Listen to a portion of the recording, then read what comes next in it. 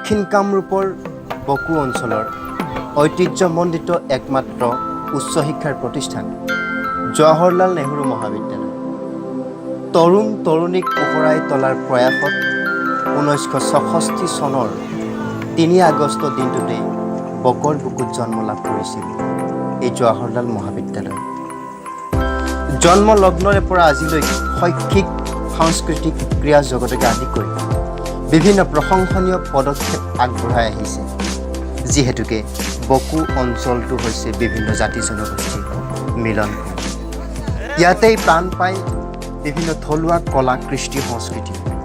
চাওঁ আহক আজি মহাবিদ্যালয়খনৰ প্ৰতিষ্ঠা দিৱস উপলক্ষে ছাত্ৰ ছাত্ৰীসকলে উপস্থাপন কৰা সেই থলুৱা জনজীৱনৰ মনোমোহা দৃশ্যাৱলী।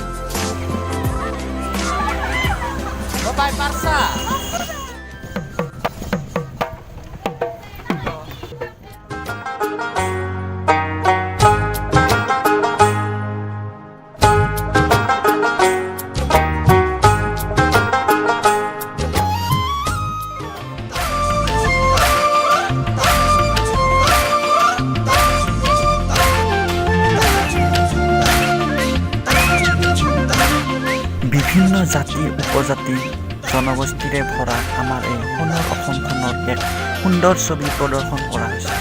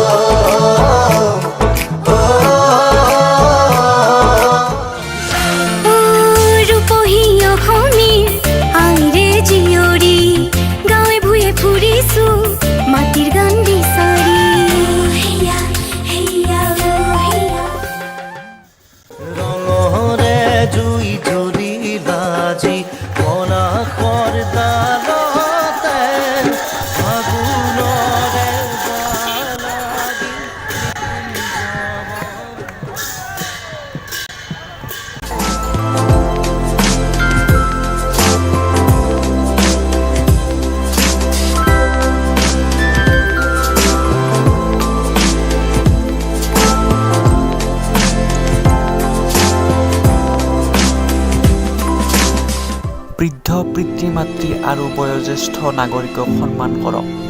পিতৃ মাতৃক বৃদ্ধাশ্ৰমত থোৱা বন্ধ কৰক।